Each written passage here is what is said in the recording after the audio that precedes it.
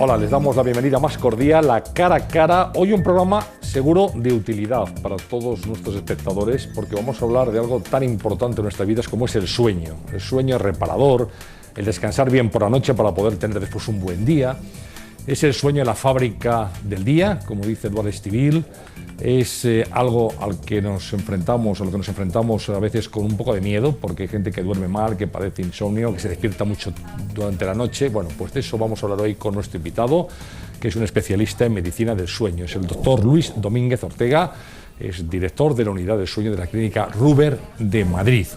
Y está con nosotros en Cara a Cara, le saludamos con mucha cordialidad. ¿Qué tal, doctor? ¿Cómo está? Muy bien, muchas gracias. Un placer tenerle aquí. El placer mío, poder contribuir. Bueno, qué importante es dormir bien, ¿verdad? Cuando se duerme bien no se le da importancia. Todo. Y se piensa que bueno, el sueño es todo. Pero los espectadores que nos están viendo ahora mismo y que tengan algún tipo de problemas para dormir bien, porque tardan mucho en dormirse o porque se despiertan mucho durante la noche, sabrán que a veces el enfrentarse al tiempo de descanso es casi una odisea.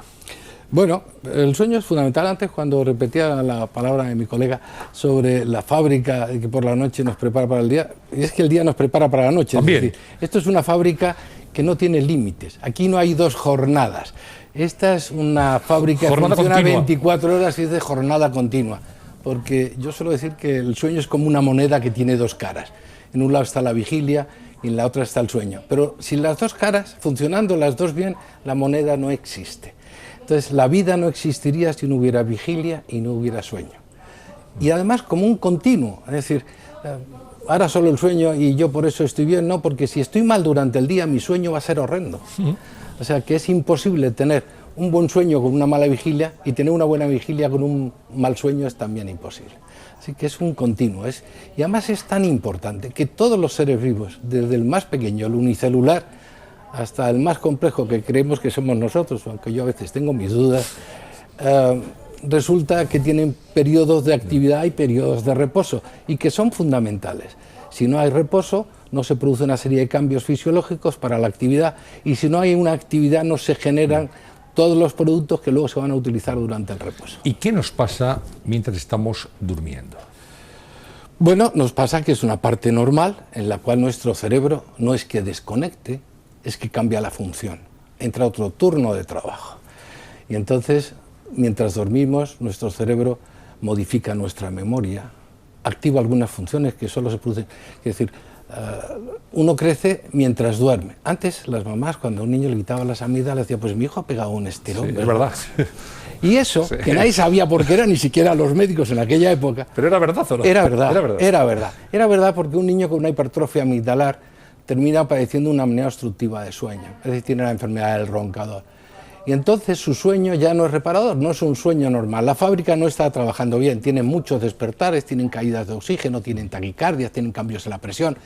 Pasan tan cantidad de cosas que nuestro cerebro produce la hormona del crecimiento mientras estamos dormidos. ¿Solo mientras dormimos? No, también durante el día, pero fundamentalmente en los estadios profundos de sueño. Entonces, en esos estadios profundos de sueño, estadios 3-4, se produce la hormona de crecimiento, fundamentalmente. Así es que los niños que recuperan un sueño más lógico y más normal, el estirón, lógicamente pegaban el estirón. Bueno, hablamos de insomnio, es la falta de sueño. Hay personas que se acuestan y tardan mucho tiempo en dormirse, y otras personas que se duermen rápidamente, pero que sin embargo se despiertan al cabo de las 3 o 4 horas y ya no pueden volver a conciliar el sueño. Es verdad. Es decir, hablamos de insomnio en los dos casos. Sí, el insomnio es un concepto. El insomnio no es una enfermedad, es una definición de algo que está pasando en nuestro sueño. Es decir, yo lo defino como sensación subjetiva de falta de sueño. Si yo creo que no duermo, aunque me digan que estoy dormido, no duermo. Porque ¿y eso, algo está pasando. ¿Eso ocurre? Hay gente que piensa que no duerme. Mucha gente tiene lo que se llama una mala percepción de su propio sueño y llenan las consultas diciendo no duermo, y cuando uno hace un estudio de sueño ve que duermen mejor de lo que ellos creen. Casi siempre hay alguna alteración, pero a veces uno puede dormir mucho mejor que incluso lo que hace un registro polisomnográfico nos demuestra. Es decir, que a pesar de todo, muchas veces el paciente duerme mejor. Yo suelo repetir muchas veces que esto del sueño es como lo del dinero y el amor, ¿verdad? Lo que uno crea la realidad y un abismo siempre. Nada que ver. Entonces, cuando uno lo mide, el amor no lo podemos medir, el dinero a veces. Pero el sueño lo podemos medir científicamente. Entonces, cuando uno lo mide, se da cuenta que hay grandes diferencias. Y esas grandes diferencias hacen que Uno de los trastornos muy frecuentes es cuando uno cree que de hecho ha dormido mal, que tiene un insomnio, y eso normalmente se traduce porque la calidad del sueño o la cantidad del sueño es mala. Muchas personas que tienen un trastorno que es todo lo contrario a un insomnio, que es una narcolepsia, que es un cuadro de hipersomnia, un cuadro de excesivo sueño, hay un 2,7% de ellos que acuden a la consulta diciendo que tienen insomnio, cuando se duermen durante todo el día, por la noche y por el día. ¿Por qué? Porque lo que ellos tienen, que no tienen el conocimiento que tiene un profesional, o que debe tener un profesional, ellos tienen la sensación de que se han quedado despiertos y que han dormido mal y que por eso tienen sueño de día. No, ellos tienen sueño de día de todas, porque tienen un cuadro patológico, se llama narcolepsia. Y que puede ser grave. Y que puede ser grave y que es un trastorno de sueño muy serio. Esa gente conduciendo, por ejemplo. Se puede quedar dormida. O manejando maquinaria pesada, o simplemente porque además los narcolépticos tienen una característica que es que pueden perder el tono muscular. Son personas que se caen al suelo frente a una emoción, una risa, un llanto, ¿no? Entonces, el insomnio, es verdad, a veces conduce a producir sueño durante el día. Y en el fondo, uno define el insomnio por un mal sueño. Pero ese insomnio puede ser inicial, es decir, hay gente que le cuesta mucho iniciar a dormirse. O puede ser en la mitad de la noche. O puede ser al despertar, porque uno se levanta muy pronto. Y dentro de ese concepto de insomnio hay trastornos de cambios horarios, trastornos metabólicos, trastornos hormonales, trastornos psicológicos, es decir, trastornos digestivos. Es decir, mucha gente que consulta porque duerme mal y lo que hay que hacer es un estudio del estómago porque tiene un reflujo gastroesofágico severo que no le permite dormir, ¿no? Pero si uno no sabe eso, que es medicina, difícilmente se diagnostica. Bueno, seguramente que la pregunta que más le han hecho a lo largo de su vida profesional es ¿cuántas horas tenemos que dormir? Y luego todos conocemos a una persona que dice, yo si no estoy durmiendo 8 horas no soy persona, y otros que con 4 o 5 horas están tan frescos y tan estupendamente. Pues mire, hay la realidad, y la realidad es que uno debe dormir en función del estado en el que uno está. Las embarazadas el primer trimestre duermen 2 horas más, los bebés deben dormir alrededor de 16, 17 horas recién nacidos, y a lo largo de la vida que van creciendo van perdiendo facultades de sueño y van ganando otras. Así que un bebé en edad, un niño luego empieza a dormir 9 horas, en edad escolar debe estar alrededor de las 9, 10, un adulto joven ya empieza a dormir 8 horas, y un anciano puede dormir 8 horas, pero también puede ocurrir que duerma menos de 7. Antes se decía que obligadamente los ancianos dormían menos. No, tienen un sueño alterado y probablemente porque no tienen melatonina. A partir de los 50 años eso empieza a bajar, pero eso es un sueño diferente. Pero a lo largo de la vida uno va adecuando su sueño a su situación cronológica, es decir, los jóvenes duermen más, los ancianos pueden dormir un poquito menos y los niños deben dormir mucho. No solo es que puedan, es que un niño... Y eso hay que tener cuidado, porque muchas veces los padres nos descuidamos que un niño está muchas horas en el ordenador o trabajando y duerme poco y luego tiene la clase. Y un niño en edad escolar, con 9, debe dormir alrededor de las 9 y 10 horas. ¿Es peligroso bajar de los umbrales normales de sueño, de horas de sueño que se deben? Bueno, hay estudios estadísticos que confirman, hay una revisión reciente, ¿verdad?, que lleva ya muchos años haciéndose, que aquellos que duermen menos de 4 horas o más de 9 tienen una enfermedad.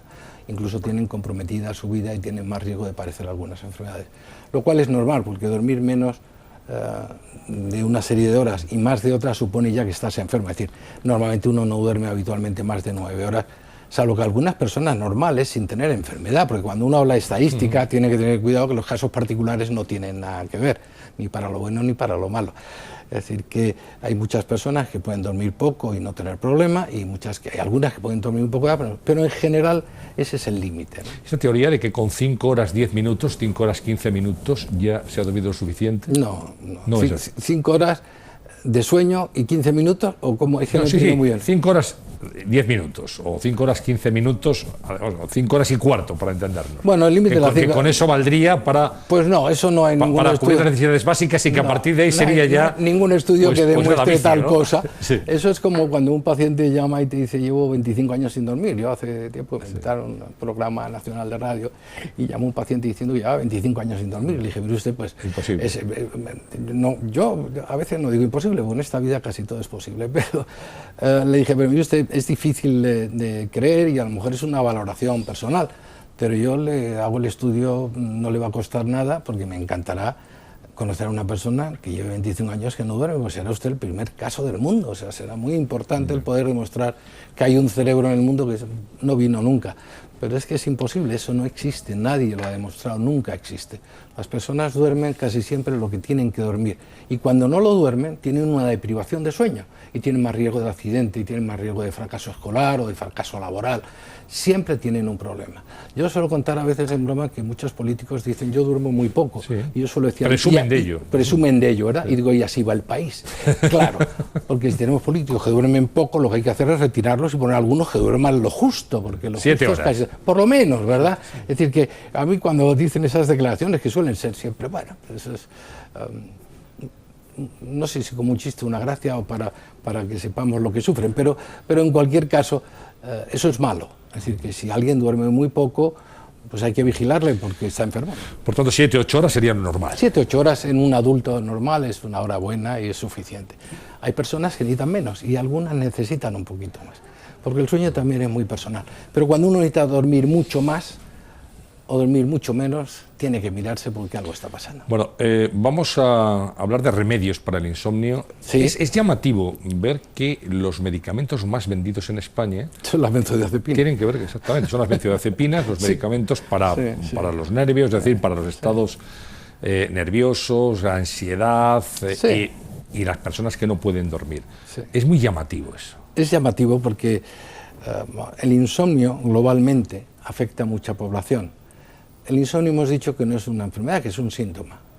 Hay muchas enfermedades orgánicas que producen insomnio, el hipertiroidismo, el hipotiroidismo, hay enfermedades, pero hay un porcentaje de los insomnes que tienen un trastorno de sueño. Digamos que un 30% son trastornos psiquiátricos o psicológicos, y esos se van a beneficiar del uso de psicotropos. Las benzodiazepinas son uno de ellos, y está bien. El abuso excesivo, que es lo que está pasando, de, entre comillas, pastillas para dormir, es malo. Pero muchas veces son aconsejadas por un amigo, un familiar, alguien que a mí me fue bien, y eso es un horror, eso es un peligro, porque algunas de esas pastillas pueden matar a una persona. Si un señor tiene una apnea obstructiva de sueño severo, que es una enfermedad respiratoria grave, y tiene la sensación que tienen ellos de que duermen muy mal, porque es verdad que duermen mal, y se toma un hipnótico esa noche, se puede morir. Así de claro. ¿No es habitual? Pues no, porque la madre naturaleza tiene una capacidad de protección al ser humano que es increíble. Pero estamos jugando con fuego en ese caso. Pero uno está jugando con fuego y en algunos casos de apneas severas un hipnótico puede matarle.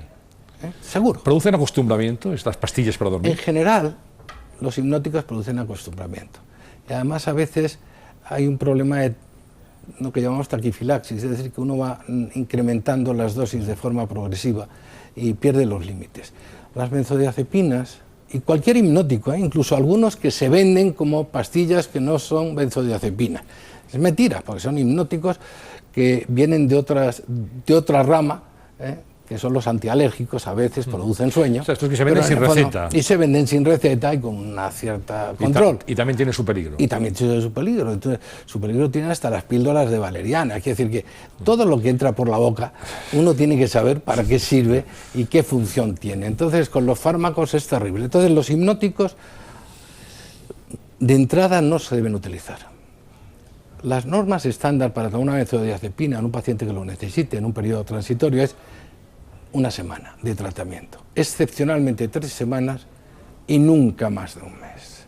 Pero en ese país vemos todos los días a nuestros pacientes que llevan años tomando una pastilla sin ningún criterio y muchas veces inducidas de forma involuntaria por a veces un profesional, que en un quirófano uno sale del quirófano, está en un hospital porque le han hecho una apendicitis y está nervioso y en vez de tranquilizarle y no sé qué, pues se le da una cosa que es una pastilla teóricamente para dormir, que además es un ansiolítico. Y se le da durante 4 o 5 días. Y si uno, al salir el paciente de la clínica, no advierte que ya se ha acabado y que tiene que descontinuarlo, que no lo puede tomar, el paciente la primera noche, después de tomar unas heridas, una pastilla, se acuesta, se acuerda de la pastilla y dice, no me tomo la pastilla. Y esa noche ya no duerme. Y al día siguiente busca la pastilla y se la dan. Y en vez de decir, bueno, pero esto es para 2 días hasta que ustedes se habitúe, pues no se les dice, entonces siguen tomándola sin edie durante mucho tiempo. Y si no se recetan, si no se utilizan benzodiazepinas, ¿qué tipo de medicamentos se pueden emplear para el insomnio? Vamos a ver, si uno tiene un trastorno de sueño, la mayoría de las veces lo que tiene que hacer es una higiene de sueño. Es decir, los trastornos de sueño tienen 2 vías, una mala higiene de sueño, es decir, yo Los jóvenes hoy en día tienen un conflicto terrible con el sueño porque la sociedad ha cambiado, los jóvenes se acuestan los fines de semana a las 7 de la mañana, se levantan a las 3 de la tarde, eso el viernes, el sábado igual, y el domingo, si son sensatos, quieren ir a la facultad y se tienen que acostar a las 10 de la noche, pero cuando se acuestan a las 10 de la noche, como se han levantado a las 3 de la tarde, no se pueden dormir. Y entonces les cuesta hasta las 6 de la mañana. Si además son una patilla, se han cometido un error. Y eso lo recuperan a lo largo de la semana hasta el miércoles y el jueves. Pero el jueves empiezan a provocarse otra vez una enfermedad y al final terminan teniendo un trastorno de sueño por cambios de ritmos horarios no adecuados. Así que una de las cosas que hay que tener cuidado es que para dormir uno tiene que dormir casi siempre a la misma hora. Un día excepcional está bien, pero cambiar el ritmo de sueño todas las semanas es como irse a Nueva York y volver toda la semana. Los pilotos que hacen eso saben que padecen sueño, que tienen que hacer tratamiento. Pasiflora, valeriana, tila, azahar, melisa, todo esto sirve. Pues algunas, en el fondo son extractos de las plantas concentrados. Algunas de ellas es verdad que producen una cierta relajación. Hay algunos estudios que dicen que algunas de ellas pueden mejorar un poquito el sueño, pero en general, aparte de tranquilizar la conciencia, tiene un gran efecto placebo, que es bueno. El efecto placebo es un efecto bueno. También ¿verdad? sirve. La gente, claro, el efecto placebo es un efecto hipnótico, de hipnosis, y es bueno, uno ayuda a dormir. Pero salvo esas cosas, en general las pastillas para dormir no se ven utilizar. Otra cosa es tener una enfermedad con un trastorno serio. Si uno tiene un síndrome de piernas inquietas, eso tiene un tratamiento reglado que hace que una persona que no puede dormir y que se acuesta en la cama y se tiene que levantar a caminar, que duerma, ¿verdad? Un señor tiene una apnea obstructiva del sueño y tiene probablemente un trastorno de sueño y en alguna medida a veces un pseudo insomnio. Entonces se le pone una CPAP y se cura. Un señor no duerme porque tiene un reflujo gastroesofágico y basta con levantarle la cama, decirle que tiene 2 horas antes y que no tenga reflujo, darle un inhibidor de la secreción gástrica del tipo que sea y deja de tener reflujo y duerme mejor. O sea que lo que hay que hacer es, en el insomnio y en todas las enfermedades de sueño, saber qué está pasando. Porque una embarazada, y hace poco hablaba con una de ellas, y me comentaba, y es verdad, ¿no? Le explicaba yo por qué duerme 2 horas más, porque está en el primer trimestre del embarazo. Entonces ella se dio cuenta que desde que le dijeron que estaba embarazada, y no sabía por qué, dormía muchísimo más, y dormía 2 horas más. Bueno, pues dormía 2 horas más porque estaba embarazada, porque una mujer embarazada duerme 2 horas más y al final del embarazo duermen peor, porque el volumen del niño sobre el vientre hace que tengan a veces incluso una apnea severa de sueño. ¿Y qué pasa, doctor Domínguez, con la melatonina? Que es una sustancia que se vende en Estados Unidos, en cualquier Y espero lugar, que en España pronto. ¿no? Sin receta, y sin embargo en España ha estado prohibida la melatonina. Sí, yo soy uno de los culpables de que ahora se venda, pero... Ahora se vende ya. Se empieza a vender, ya no está totalmente legalizado, pero hay muchos laboratorios que ya han venido a España. Yo me dijeron que el Ministerio lo va a abrir. ¿Por qué ha estado prohibida? La melatonina, para empezar, es una hormona natural que produce nuestro cerebro en la glándula pineal. Y que a partir de los 50 dejamos de segregar. Y a partir de los 50 ¿no? empieza a disminuir. Sí, como nos ha dicho antes. Y tiene unas ventajas, es el mejor antioxidante que se conoce, y además se utiliza en casos de demencia, de deterioro cerebral cognitivo, es decir, es una hormona muy útil, sobre todo como antioxidante cerebral, es magnífica. Pero aparte de eso es que regula nuestro ciclo vigilia-sueño en todas las personas y en todos los animales. El ritmo circadiano. Eso, es el ritmo de las 24 horas. Ese ritmo circadiano lo regula la melatonina, que empieza su producción por la noche y disminuye por la mañana cuando sale la luz. Bueno, entonces la melatonina es muy útil sobre todo en trastornos que se llaman de ritmo circadiano, en el jet lag, en los cambios de ritmos horarios de trabajo, en muchas enfermedades que en los ciegos es una de las indicaciones fundamentales, en los ciegos que no ven la luz. Muchos ciegos son ciegos para la visión, pero ven la luz, perciben la luz. Y eso tienen menos problemas. Los que no perciben la luz, o bien porque han perdido los ojos, o bien porque el haz espinoretinotalámico, es la vía de conexión con los centros nerviosos, se ha roto, en esos casos tienen lo que se llama un insomnio, que se produce por la ausencia de melatonina. Así que para los ciegos sería fundamental tomar melatonina, porque si no los ciegos absolutos, como no ven, tienen un ritmo circadiano alternante, es como si le hubieran metido en una gruta y le hubieran dejado con ritmo libre, que es un trastorno que a veces provocamos en investigación para ver cómo oscila nuestro ritmo, ¿no? Entonces la melatonina es fundamental. A partir de los 55 años, a mí me parece que es buena porque tiene muchas funciones. Pero ¿por qué se prohibió? Que era la pregunta que empezaba. Bueno, se prohibió porque a veces en este país pasan cosas, ¿no? pasan las cosas de tener un predicamento exagerado y creer que sirve para todo, que mejora la impotencia, que sirve para no sé qué, y que todo el mundo tome melatonina sin orden ni concierto ni saber cómo se toma. Y entonces, pues eso estaba así. En el año 82 España sufre una cosa que es el problema de la colza, el aceite de colza. Y es una epidemia que ha dejado unas incapacidades y unas lesiones brutales. Lo recuerdo todavía, estaba yo en el hospital cuando aquello empezó y era terrible, ¿no? Bueno, eso se superó y en el año 85 los Estados Unidos también tuvieron su colza, que se llamó el L-triptófano. El triptófano es un aminoácido esencial que utiliza nuestro cerebro en la elaboración de la serotonina y incluso de la melatonina. Y ese se utilizaba, y yo lo he utilizado alguna vez, hace años, como inductor de sueño, como precursor de sueño, sin tener que tomar una benzodiazepina. Eso es discutible, pero estaba bien. Pero en Estados Unidos hubo un cargamento de L-triptófano, que se vendía para eso, que vino contaminado con el aceite de colza. Y provocó en Estados Unidos en el año 85 lo que se llamaba el síndrome de eosinofilia mialgia, que era muy, muy parecido al de colza. Y de hecho muchos españoles que habían trabajado en la colza aquí fueron a echar una mano allí en aquella catástrofe. Y eso fue una catástrofe, entonces se prohibió el triptófano y por si acaso, y quizás con una medida preventiva que luego no se ha analizado, la melatonina, que era de venta libre. Entonces a mí me parece que la melatonina es muy útil, es un fármaco, es un medicamento. Se puede vender como en Estados Unidos porque la verdad es que las contraindicaciones son nulas o mínimas, ¿verdad? Por no decir que tiene casi ninguna. En Estados Unidos se vende en las parafarmacias, no necesita prescripción médica. Y se utiliza mucho para estos trastornos de sueño. Se utiliza en el jet lag, en los cambios de ritmo circadiano y en los pacientes con ceguera absoluta. Y además en las personas mayores, que hace mucho más daño una benzodiazepina que la melatonina. A un viejo, a un anciano, lo que hay que hacer es regular su sueño, porque los ancianos no duermen mal porque tienen una enfermedad, duermen mal socialmente. Una persona que tiene muchos años, que está solo en casa, si vive con familia, toda la familia se va a trabajar y le dejan solo. El abuelo se queda solo en casa, pone la televisión, que salvo honrosas excepciones, y esta obviamente es una de ellas, lo mejor que puede hacer uno es apagarla, porque los programas que se ven habitualmente no conducen a ninguna parte. Pero en fin, sirven para dormir. Y se duermen. Y duermen de forma ininterrumpida, muchas veces a lo largo del día. Cuando llega la noche no duermen. Entonces suele ser la hija o el hijo el que va al médico y dice: mi padre tiene insomnio. No, no tiene insomnio, tiene una mala adecuación de sueño. Bueno, tenemos que hablar de los ronquidos antes de terminar este programa. Estamos ya terminando, nos queda un minuto y pico, pero bueno, le pediría que nos dijera si tiene importancia y si tiene, sobre todo, solución. Los ronquidos se curan al 100%. Es una enfermedad grave. ¿Grave?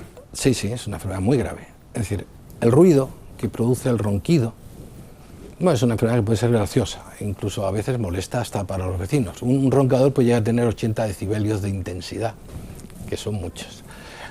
Pero eso es el ruido. El roncador, el ruido se produce porque el espacio aéreo de la garganta se disminuye, aumenta la velocidad del aire y hace vibrar el paladar y los pilares laterales. Y eso es el ruido, ese es el ronquido. Pero eso no tiene mucha importancia. Sí la tiene porque puede producir traumatismo en los oídos y otra serie de trastornos, pero digamos menores.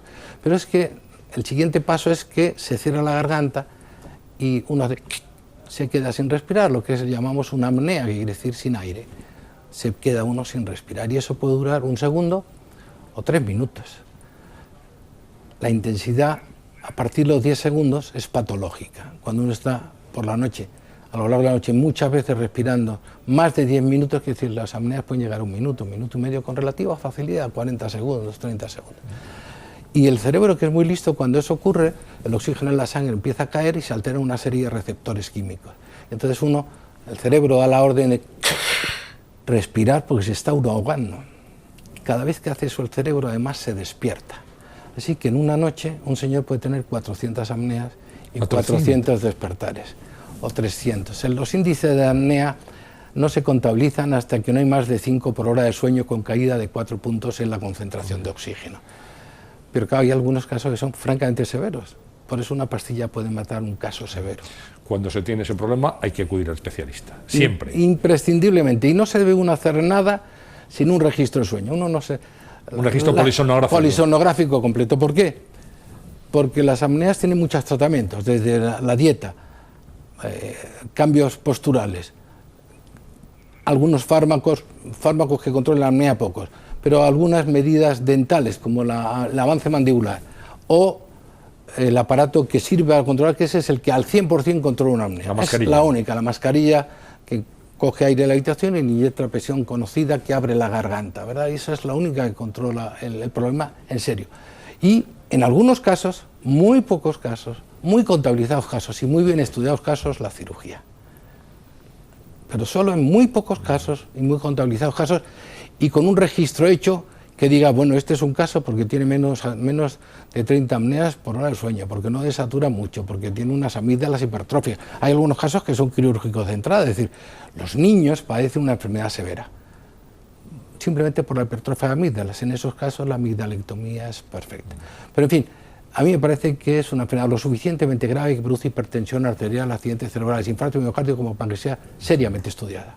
Bueno, pues llegamos hasta aquí, doctor Domínguez Ortega. Le agradezco mucho su presencia. Muchas gracias. Es muy interesante, podríamos seguir mucho más tiempo, pero este es un mundo apasionante. Es limitado, pero bueno, le volveremos a invitar si usted se deja. Sí, yo me dejaré. Y será un placer para nosotros para seguir ahondando en lo que tiene que ver con la calidad del sueño y con los trastornos de los momentos de reposo, que para mucha gente son auténticos dramas.